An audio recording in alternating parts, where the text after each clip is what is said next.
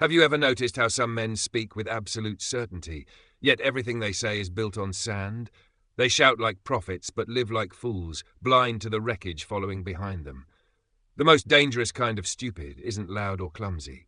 It's confident. It smiles, shakes your hand, and calls itself truth. And here's the brutal irony. Fools rarely know they're fools. They think they're wise men misunderstood by the world, while the world quietly watches them self-destruct. A truly foolish man doesn't stumble through life drooling or lost. He walks with swagger. He believes every opinion he has is a fact, every argument he makes is a revelation. He speaks like a preacher, convinced he sees what others cannot, while his life quietly burns in the background. Relationships failing, opportunities dying, all because he refuses to see his own blindness. He fills every silence with noise. He speaks before thinking, reacts before observing, blames before reflecting. And that's what makes him dangerous, not his lack of education, but his lack of awareness. Knowledge without awareness is like a sword in the hands of a child. It cuts everything, including the one who holds it. Seneca once said, "The greatest obstacle to living is expectancy. It hangs upon tomorrow and loses today." Fools live there, in that illusion of tomorrow. Or worse, they live in someone else's idea of what today should be. They waste the only life they have chasing validation that will never satisfy them. If you want to know whether a man is wise, don't just look at what he does. Listen to what he says. Words are X-rays of the soul. They reveal his discipline, his level of pain, and the measure of his self-respect. Every sentence he speaks exposes either mastery or misery. So let's break it down. 6 things only foolish men say. 6 verbal red flags that give away weakness, cowardice, and self-delusion. If you hear yourself saying them, stop immediately, because these aren't just words, they are seeds of destruction. Number 1, that's just the way I am. This phrase sounds innocent, even confident, but it's a silent confession of defeat. It's the anthem of a man who has stopped growing, a man who has mistaken his past for his destiny. He believes his habits, his temper, his fears are permanent features of his identity. But that's not strength. That's slavery.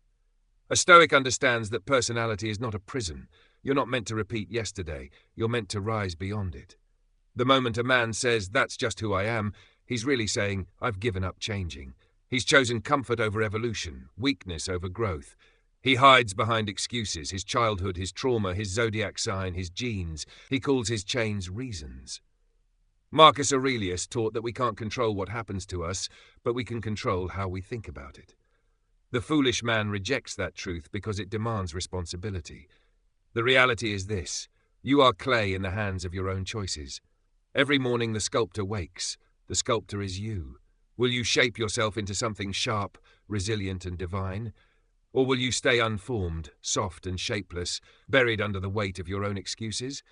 Growth is painful, yes, but so is staying stuck. The difference is that one pain builds you and the other buries you. I don't care what people think. It sounds like power. It sounds like independence. But most of the time, it's a performance, a shield made of noise. The man who repeats this line the most is usually the one most addicted to approval. He screams that he doesn't care, but every like, every comment, every whisper from the crowd still controls his emotions like strings on a puppet. He wears verbal armor, but underneath he's fragile. His ego is glass, his pride paper-thin. Every opinion burns him, every criticism shakes him. He's at war with the mirror, not the world. The Stoic doesn't need to announce indifference, he lives it. He doesn't waste energy proving his peace to others, he protects it from others. When insults come, he observes, not reacts. When lies spread, he smiles, because he knows truth outlasts noise. True power doesn't say "I don't care," it proves it by silence. So listen closely to your own voice. Your words are blueprints of your future. Every careless phrase builds walls or opens doors. A wise man edits his speech the way a warrior sharpens his sword, carefully, intentionally, knowing each cut can save or destroy. In the next part, we'll uncover the remaining Stoic truths, the next verbal traps that weaken men, and the powerful shifts that can turn every conversation into an act of discipline. Because when you learn to control your words, you don't just command respect, you command yourself. While the fool wastes his breath proving how little he cares, the wise man stays quiet, too busy mastering himself to perform for anyone. That's the difference. One needs to be seen, the other needs to grow. Number 2 continues. The empty armor of I don't care. As Epictetus said, it is impossible for a man to learn what he thinks he already knows. The foolish man wears confidence like cheap perfume, loud, obvious, and meant to cover his insecurity. He wants to appear strong, but he's terrified of the silence required to become strong. True power is built in solitude, in the hours no one applauds you, in the quiet repetition of self-discipline. So the next time someone brags about how much they don't care, look closer. Behind that armor is usually a wound, a craving for attention disguised as apathy. Only the insecure feel the need to convince the world they're secure. The Stoic man doesn't post his peace, he practices it. Number 3, it's not my fault. The national anthem of the weak. You'll hear it everywhere. My parents messed me up. My boss is unfair. My ex ruined my trust. The economy, the algorithm, the system. It's all against me. He blames everything but the one person staring back from the mirror. But this mindset is spiritual cancer, because the moment you hand away the blame, you hand away your power. You stop being the creator of your life and start acting like a victim of the storm. A Stoic doesn't run from responsibility, he grabs it like a sword. Even when the chaos wasn't his fault, he makes it his fight. Why? Because taking ownership, even of what you didn't cause, gives you leverage to change it. Blame delays your destiny. Responsibility drives it forward. The foolish man believes dodging guilt will spare him pain. The wise man knows the truth. You will suffer either way, through the discipline of growth or the decay of regret. And regret, unlike pain, never leaves. It whispers to you at midnight, reminding you of what you could have been. Number 4, why should I try if nothing changes? This one sounds logical, doesn't it? It's the seductive whisper of defeat, the anthem of a man who wants results without repetition. He goes to the gym for 2 weeks, doesn't see abs, and quits. He tries to start a business, hits resistance and folds. He apologizes once to his woman, she's still hurt, and now he's done trying. He expects instant rewards from a patient universe. He treats effort like a vending machine. Push the button, get the prize. When life doesn't respond on his timeline, he calls it hopeless. But Stoics don't play that game. They live by process, not praise.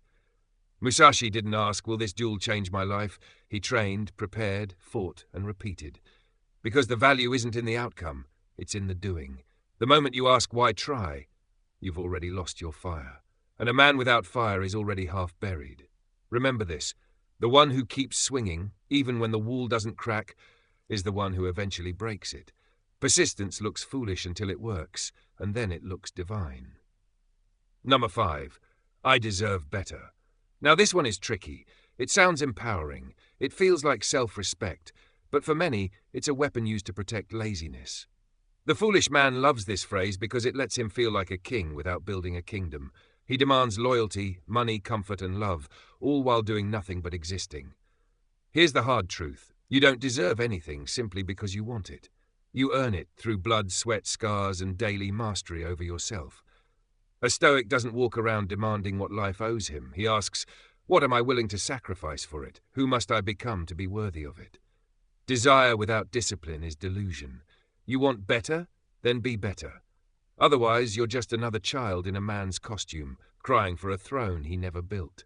Number 6, that's impossible. The final nail in the coffin of potential.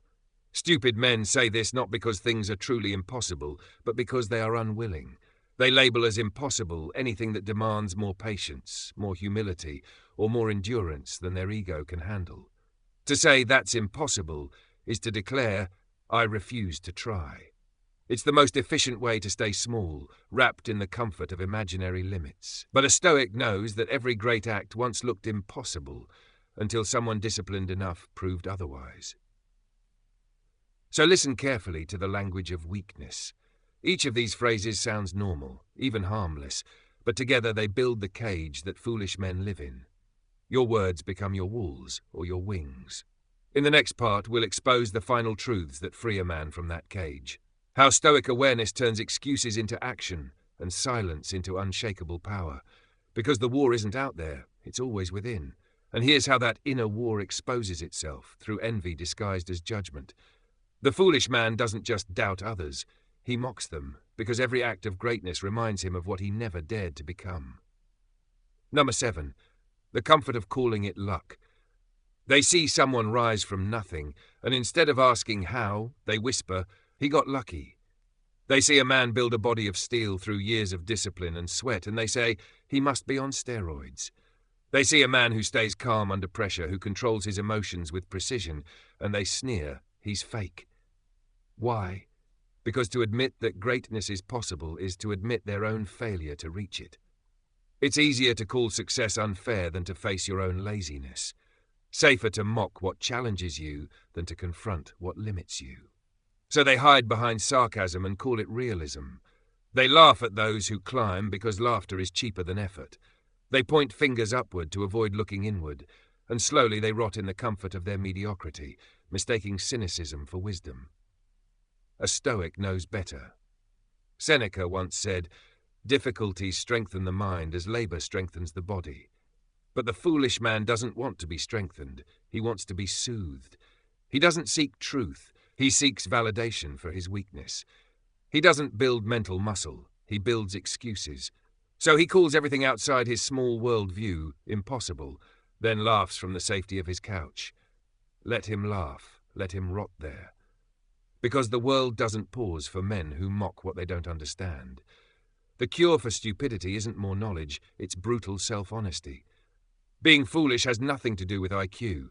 It has everything to do with how you think, how you speak, and how you face reality. Awakening from stupidity. You want to stop being foolish? Start here. Silence your mouth. Sharpen your awareness. Because the wise man doesn't announce his wisdom. He doesn't parade his growth for attention. He lets silence speak for him. He lets results echo louder than his words. He observes 10 times before speaking once. When he finally does, his words cut clean, sharp, measured, deliberate. A wise man uses words like weapons, not like noise. And remember this, you are not what you post. You are not your plans, your promises, or your motivational quotes. You are only what you repeatedly prove when no one is watching. Call to strength. If you want to become dangerous, respected, untouchable, then kill the weak phrases that are killing your power. Stop saying "I don't care." Stop saying "it's not my fault." Stop saying "I deserve better" while doing nothing to earn it. And for the love of everything divine still burning inside you, stop saying "that's just the way I am." Because the world doesn't need more noise. It needs men. Men who think before they speak. Men who act before they boast.